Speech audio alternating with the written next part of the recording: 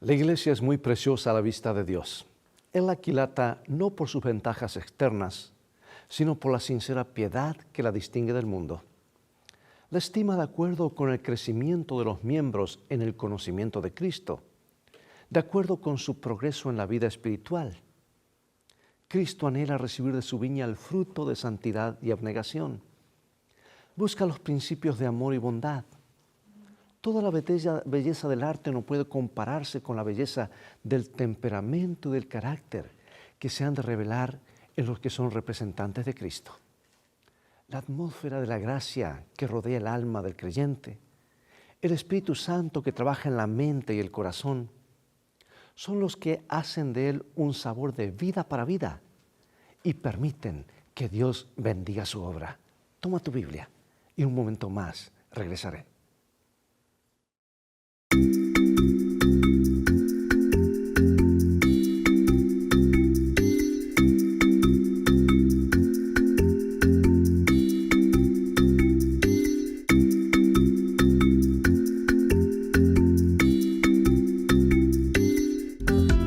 Lecciones de vida, un estudio semanal de las lecciones de la Escuela Sabática.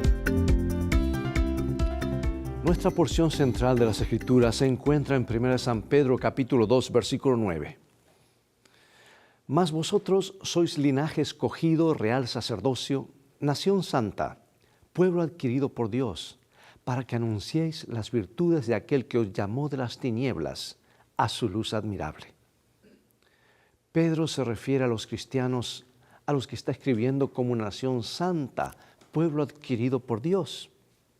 Y al hacer esto, él está tomando lenguaje del Antiguo Testamento utilizado para referirse al Antiguo Israel y aplicándolo aquí a la iglesia del Nuevo Testamento. Y no es de extrañar, los gentiles creyentes en Jesús han sido injertados en el pueblo del pacto. Ellos son ahora partícipes de las promesas del pacto. Pues si algunas de las ramas fueron desgajadas, y tú, siendo olivo silvestre, dice él, has sido injertado en lugar de ellas, y has sido hecho participante de la raíz y de la rica savia del olivo, no te jactes contra las ramas, y si te jactas, dice él, sabe que no sustentas tú a la raíz, sino la raíz a ti. Bueno, hoy veremos cómo Pedro señala a sus lectores la sagrada responsabilidad y vocación que tienen como pueblo de Dios. Utilizando el lenguaje de Pablo, han sido injertados en el árbol de olivo.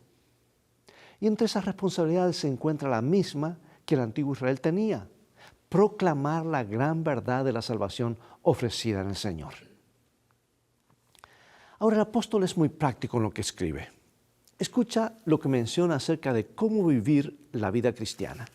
1 San Pedro capítulo 2, versículos 1 al 3. Desechando, pues, toda malicia, todo engaño, hipocresía, envidias y todas las detracciones, desead como niños recién nacidos la leche espiritual no adulterada, para que por ella crezcáis para salvación, si es que habéis gustado la benignidad del Señor. Pedro usa dos imágenes distintas para demostrar que los cristianos tienen una doble función. La primera es negativa. Nos habla de despojarnos. La otra es positiva. Nos muestra que debemos de procurar hacer algo. En su primera imagen, Pedro exhorta a los cristianos a desechar la malicia, el engaño, la hipocresía, la envidia y todas estas detracciones. Y al hacer esto, los cristianos se comportarán de forma diferente a los que los rodean. Debido a que han desechado la malicia, no tendrán el deseo de hacer daño a otros. Al contrario, procurarán ahora su bienestar. Y debido a que los cristianos han desechado la hipocresía, no actuarán para engañar a los demás, sino que serán directos y honestos. Los cristianos no sentirán envidia por aquellos que tienen más que ellos, no. Estarán contentos con su vida y florecerán donde la providencia los coloque. Ni harán declaraciones deliberadas que afecten la reputación de los demás. Pero la segunda imagen que Pedro usa, la de un bebé hambriento de leche, proporciona el lado positivo de su instrucción. Porque la vida cristiana no consiste simplemente en renunciar a las cosas malas, sino llenar la vida de cosas buenas. Renunciar solamente sería quedar vacío. No es una cuestión de buscar el alimento espiritual con la misma intensidad que un bebé hambriento clama por la leche. Él señala a los lectores la fuente de ese alimento espiritual, que es la palabra de Dios, la Biblia. Es en la palabra de Dios que podemos crecer espiritualmente y moralmente, porque en ella tenemos la revelación más completa posible de Jesucristo, al menos para nosotros. Y en Jesús tenemos la mayor representación del carácter y la naturaleza de un Dios santo, al que debemos amar y servir. Considera esto. ¿Qué características de la madurez espiritual identificadas por Pedro manifiesto en mi propia vida espiritual? ¿Cómo puedo hacer que el estudio de la palabra de Dios sea una prioridad para mí?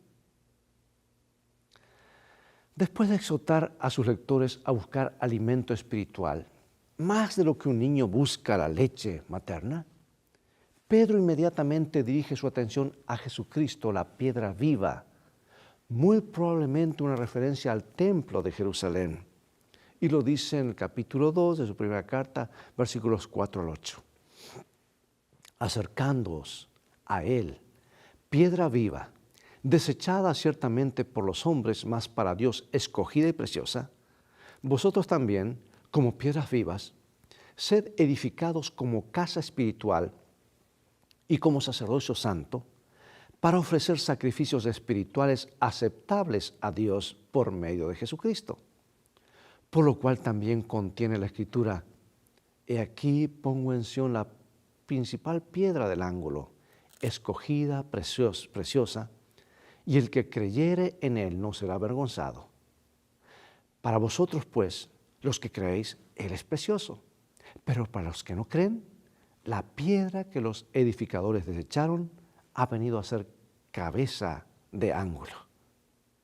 Y aquí cita 3 pasajes del Antiguo Testamento que ponen y destacan la importancia de los pilares, que representan el papel de Jesús en su iglesia. Ganamos nuestra identidad espiritual de Cristo, la piedra viviente, una piedra angular, escogida y preciosa. Y como piedras vivas excavadas de la misma cantera, como dice Isaías, estamos siendo construidos en una casa espiritual con el propósito de ofrecer como sacerdocios santos sacrificios espirituales que son aceptables para Dios a través de Jesús. O sea que el punto de Pedro es que a pesar de que Jesús fue rechazado y crucificado, Él fue escogido por Dios para convertirse en la piedra angular de la casa espiritual de Dios. Y los cristianos entonces son piedras vivas que incorporan esta casa espiritual, o se incorporan o son edificados sobre ese fundamento. Mediante el uso de la terminología piedra angular y piedras vivas, Pedro está presentando una imagen de la iglesia. La iglesia está fundada sobre Jesús, pero está compuesta por sus seguidores.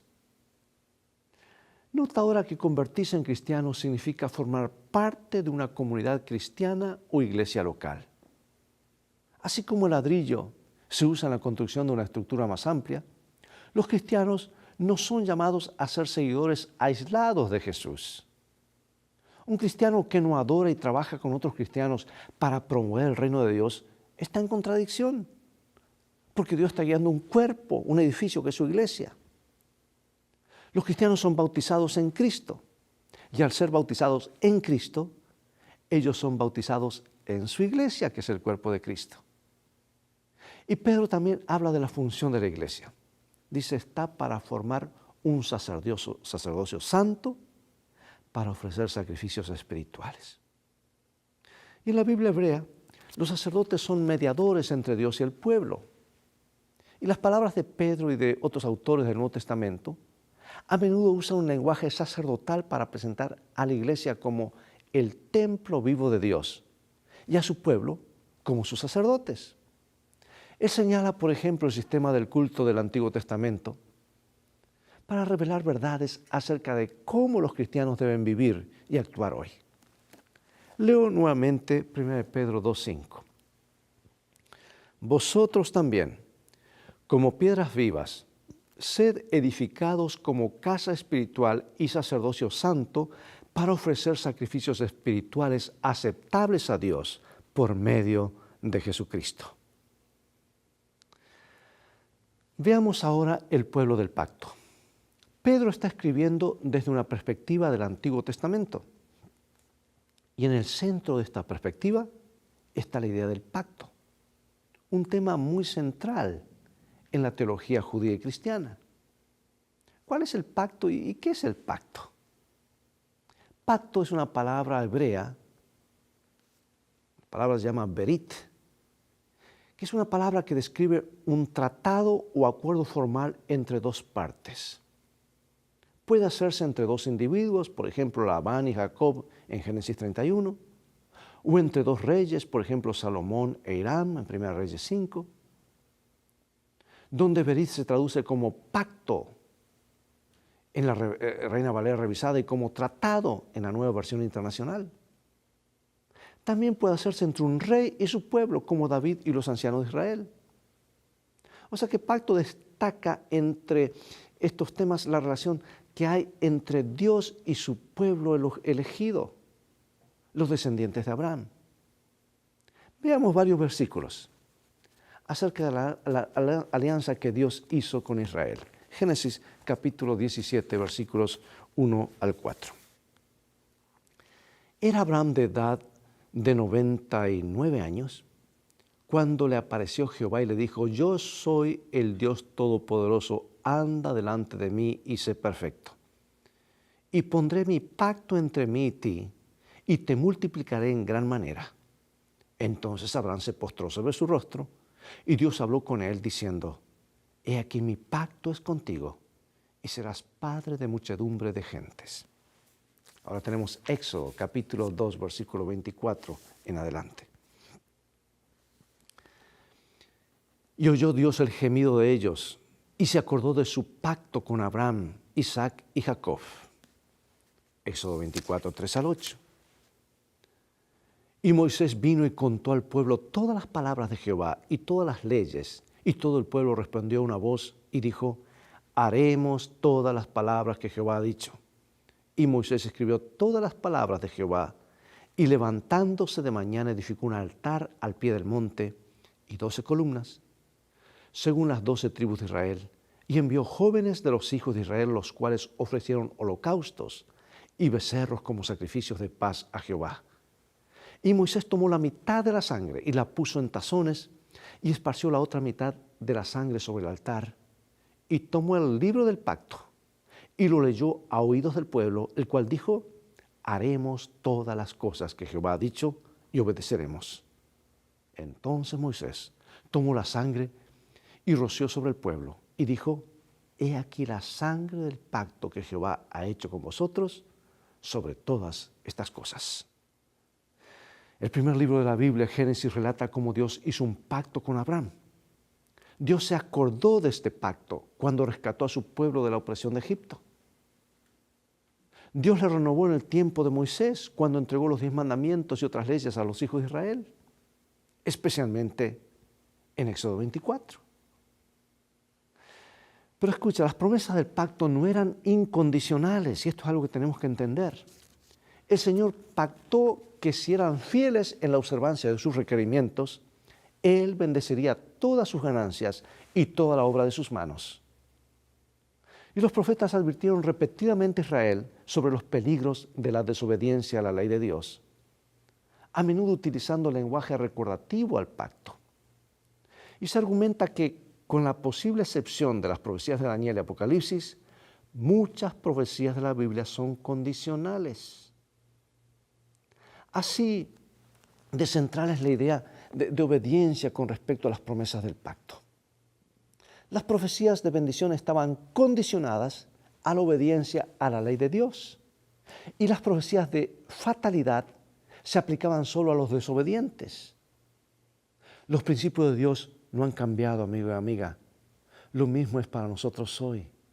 Por eso pregunto, ¿qué significa para ti estar en una relación de pacto con Dios desde que lo aceptaste? ¿Y qué obligaciones coloca una relación de pacto en tu vida? Hace siglos Dios le dijo a Israel a través de Moisés lo que encontramos en Éxodo capítulo 19, versículos 3 al 6. Así dirás a la casa de Jacob y anunciarás a los hijos de Israel: vosotros visteis lo que hice a los egipcios y cómo os tomé sobre alas de águilas y os he traído a mí. Ahora pues daréis oído a mi voz y guardaréis mi pacto. Vosotros seréis mi especial tesoro sobre todos los pueblos, porque mía es toda la tierra, y vosotros me seréis un reino de sacerdotes y gente santa. Aquí está el mensaje del Evangelio revelado milenios antes de la cruz. Dios redime a su pueblo salvándoles del pecado y de la esclavitud del pecado, y luego les ordena amarle y obedecerle como un pueblo especial ante Él y ante el mundo. Eso es lo que explica el apóstol Pedro en 1 Pedro capítulo 2, versículos 5, 9 y 10. Vosotros también como piedras vivas, sed edificados como casa espiritual y sacerdocio santo, para ofrecer sacrificios espirituales aceptables a Dios por medio de Jesucristo.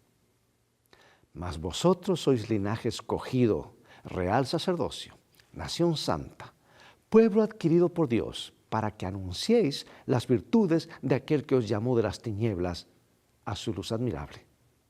Vosotros que en otro tiempo no erais pueblo, pero que ahora sois pueblo de Dios, que en otro tiempo no habías alcanzado misericordia, pero ahora habéis alcanzado misericordia. Oh, casa espiritual, linaje escogido, sacerdocio real, pueblo de Dios. Todos son términos de honor que la Biblia describe para describir la relación entre Dios y la descendencia de Abraham. Y ahora en el contexto del Nuevo Testamento, en el contexto de Jesús y la cruz, Pedro utiliza el mismo lenguaje de pacto y lo aplica a los miembros de la iglesia. Es como si fuese una transferencia. Las promesas del pacto hechas a Israel ahora se han ampliado para incluir no solo a los judíos que creen en Jesús, pero a los creyentes gentiles también. Sí, a través de Jesús, los gentiles también pueden presumir ser hijos de Abraham. Y si vosotros sois de Cristo, ciertamente el linaje de Abraham sois y herederos según la promesa, dice el apóstol Pablo. A través de Cristo, cualquier persona, sin importar dónde nació, puede llegar a ser parte de este sacerdocio real. Amigo y amiga, una nación santa, un sacerdocio real, aplicado a nosotros mismos, ¿qué deberían significar estos términos en cuanto a cómo vivimos como individuos y como comunidad? ¿Cómo podemos vivir a la altura de esa elevada vocación? El paralelismo con la iglesia del Antiguo Testamento no termina con la salvación y nuestro llamado y elección de Dios. La pregunta es, ¿llamados y escogidos para qué? Y Pedro rápidamente da la respuesta. Pedro señala que esta relación especial es para un propósito. Los cristianos han de anunciar las virtudes de aquel que os llamó de las tinieblas a su luz admirable. Esto es lo que el antiguo Israel tenía que hacer, pero no lo hizo. Dios les llamó a ser sus testigos al mundo. Y el propósito de Dios era bendecir al mundo entero a través del antiguo Israel, su pueblo elegido. En la Escritura, Dios escoge y llama. La gente responde. Aquellos que responden positivamente son llamados los escogidos o elegidos. Jesús mismo lo dijo, muchos son llamados, pero pocos escogidos. El hecho de que Pedro llame a sus lectores un pueblo elegido sugiere que han respondido al llamado de Dios y han entrado en la relación de pacto con Él. Un sacerdocio real, una nación santa. Aquí se refiere a Éxodo 19, en la cual Dios le dice a Israel que si mantienen su pacto serán para Él un reino de sacerdotes y una nación santa. Y esta declaración, amigos, no significa que todos serán sacerdotes, no, capaces de servir en la presencia de Dios en el templo.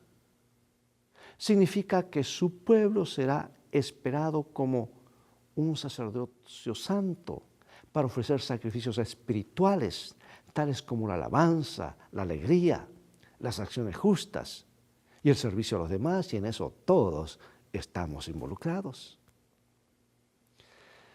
Observa lo que tienen en común estos dos versículos del Antiguo Testamento, Deuteronomio 4:6 y luego el capítulo 26, versículos 18 y 19.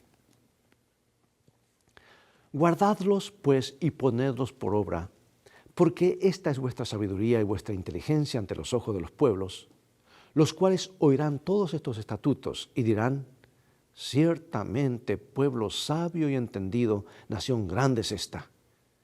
Y Jehová ha declarado hoy que tú eres pueblo suyo, de su exclusiva posesión, como te lo ha prometido, para que guardes todos sus mandamientos, a fin de exaltarte sobre todas las naciones que hizo, para loor y fama y gloria, y para que seas un pueblo santo, Jehová tu Dios, como Él ha dicho.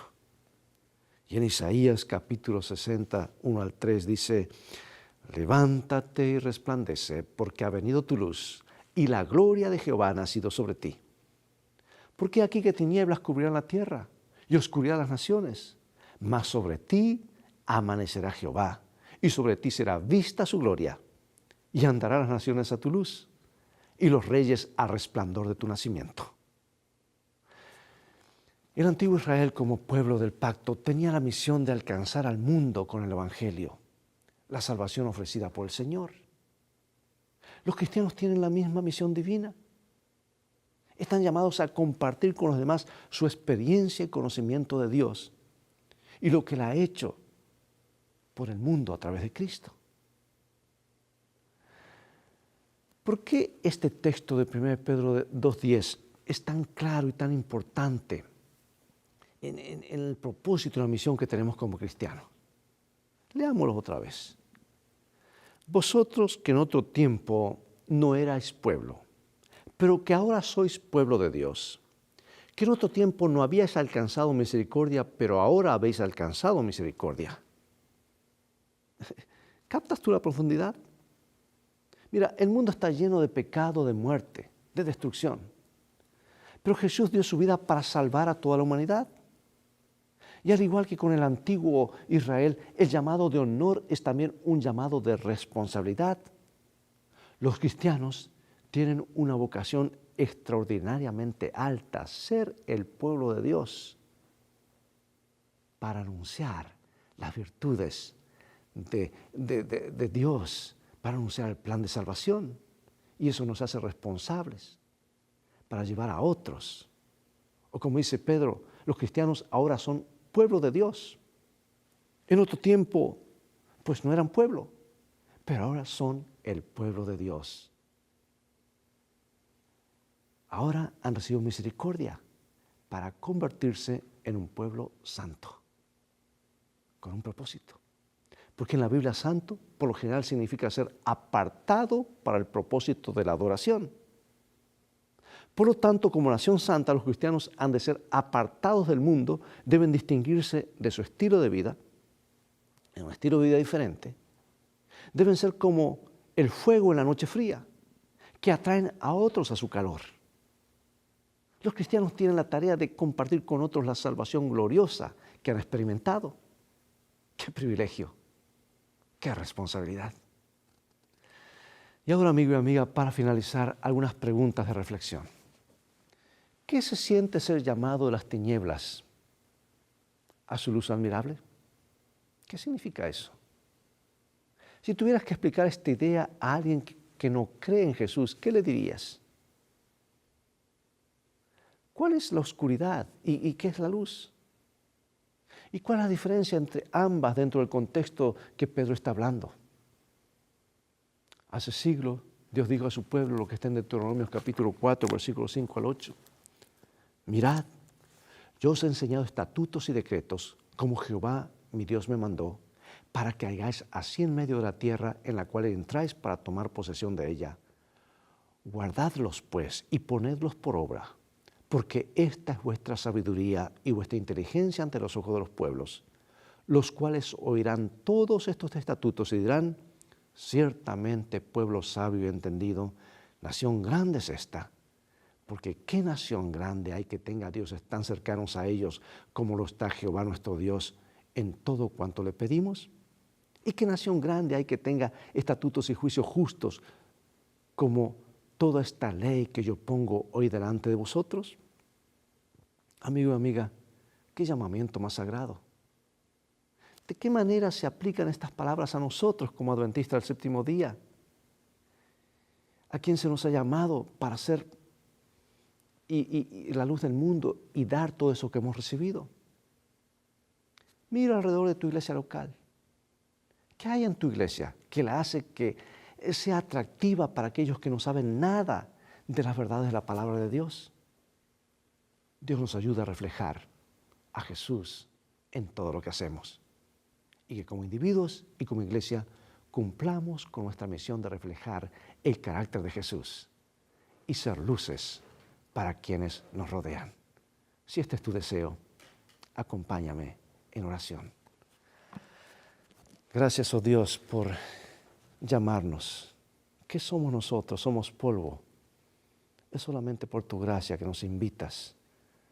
Nos llamas, nos transformas, nos perdonas, nos restauras y nos envías a una misión sagrada.